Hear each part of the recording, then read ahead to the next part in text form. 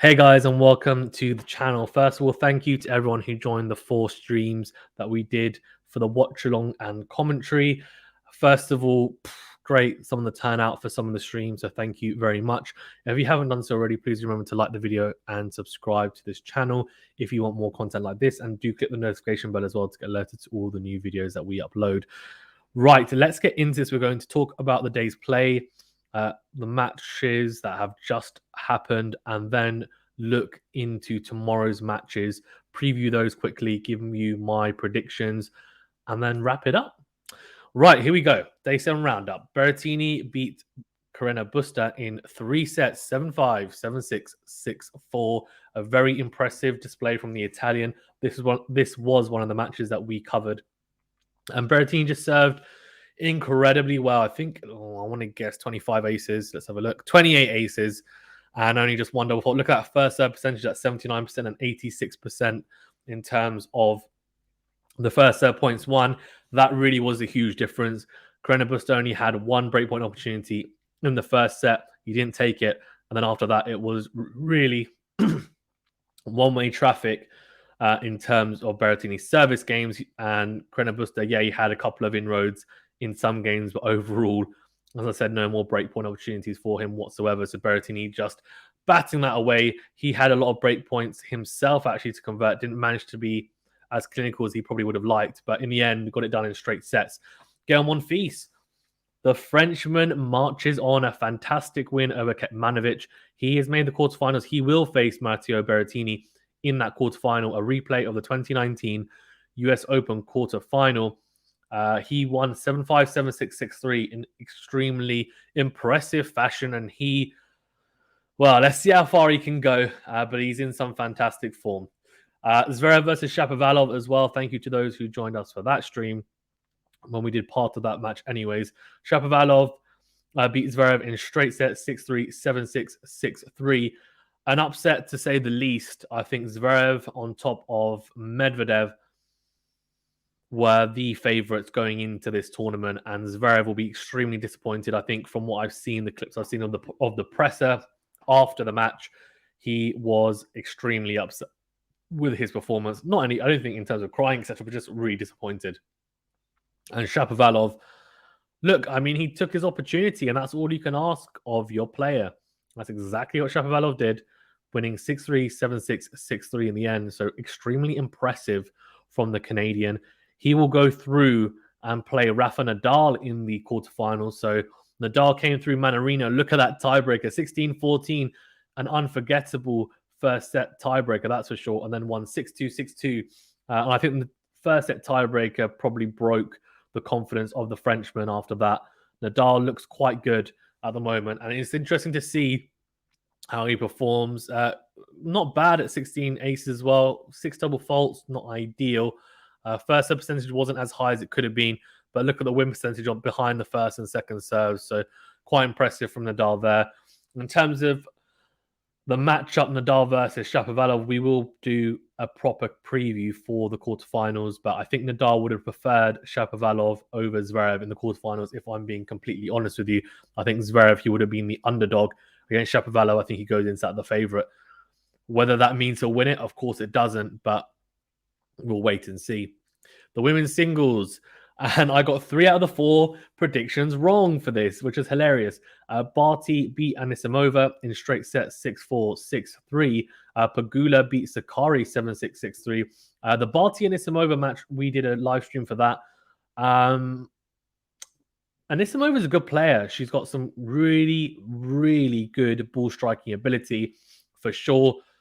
And actually, she fights really well. She saved quite a few break points in game, even, and came back to then hold serve. She did the same against Osaka in the previous round, and then went on to end up winning that match right against Osaka, which was really impressive. So she's got a lot in her tank in terms of resilience, that's for sure. But Barty just outmaneuvered her at times and managed to be clinical when it matters, I think, and that's why she ended up getting the win. But Animisova is not too far off. She's not too far off at all. So interesting to see how she goes the rest of the year. Sakkari will be disappointed losing to Pegula. I know Pegula is a good hardcourt player, made the semi-finals of this same tournament last year, but beat the Greek player 7-6, 6-3 and a bagel as well in that first set, so not ideal whatsoever. I got that one wrong, and I also got the Krejcikova-Azarenka matchup wrong. I thought Azarenka, given that she's a two-time Australian Open champion, and she looked really good in her previous round against Svitolina, although Svitolina didn't play very well. I thought Azarenka would just come out swinging and maybe be a bit too much for Krejcikova. Krejcikova showed her class, winning 6-2, 6-2. And then thank you to those who joined us for the Madison Keys Badosa match. That was an absolute blitzing, to say the least. Badosa is a really good player, but she got broken down, I think, mentally and physically, really, in this match. Madison Keys came out and absolutely cleaned the floor with the Badosa second serve, and even some of the first serves. The returning was incredible from Madison Keys, and she just pounced on anything that wasn't quite up to scratch in terms of ground stroke serving, and clinical performance from the American.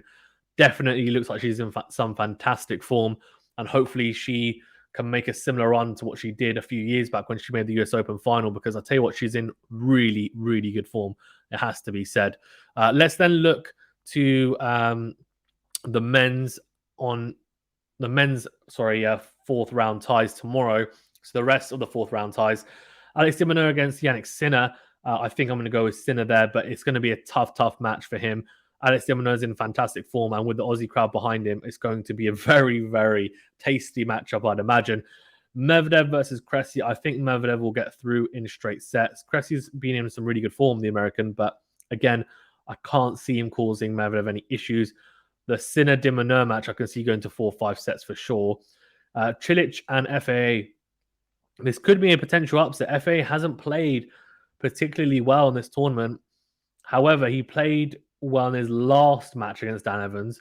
The others, he struggled quite a bit. This is going to be a very interesting tie, and I think Cilic has an opportunity to upset him, but realistically, for me, FAA will win in 4 sets. Fritz and Tsitsipas, that's at 8 a.m. UK time. I think Tsitsipas is the favourite, of course, but Fritz has been playing some fantastic tennis, and I've seen some people definitely backing Fritz against Tsitsipas, which is very interesting. I'm going to go Tsitsipas in 4 sets, but not with a lot of confidence, just because Fritz has been playing very well, and Tsitsipas, I think, is still struggling a little bit with that injury, I feel, but could be wrong. And hopefully I am. We should be covering Fritz and Tsitsipas, by the way, tomorrow as a watch-along, and that will be extremely cool to see. Right, let's go to the rest of the matches tomorrow. On the women's side, Collins, Mertens, I'm going to go with Mertens. Halep and Cornet. Cornet's been in great form, by the way, but I'm going to go with Halep. Swiatek, Thirsty. It's so hard to back against Thirsty. I'm going to go Swiatek, though. I think she's got too much class, but let's see. Kanepi and Sabalenka. I'm going to go Sabalenka, but again, with not much certainty, because she's just been very hot and cold. We will be doing Tsitsipas versus Fritz and Sabalenka versus Kanepi tomorrow. Those are the 2 matches we should be covering, so keep an eye out for those. Thank you to those who have joined the Quality Shot family as well. If you're new, great to have you here. To the old subscribers as well, thank you for your support. Please do remember to like this video, subscribe to the channel, get involved in the live streams, get involved in the community tab, and we'll see you soon. Thank you very much, guys. Stay safe and well, and we'll see you on the next video.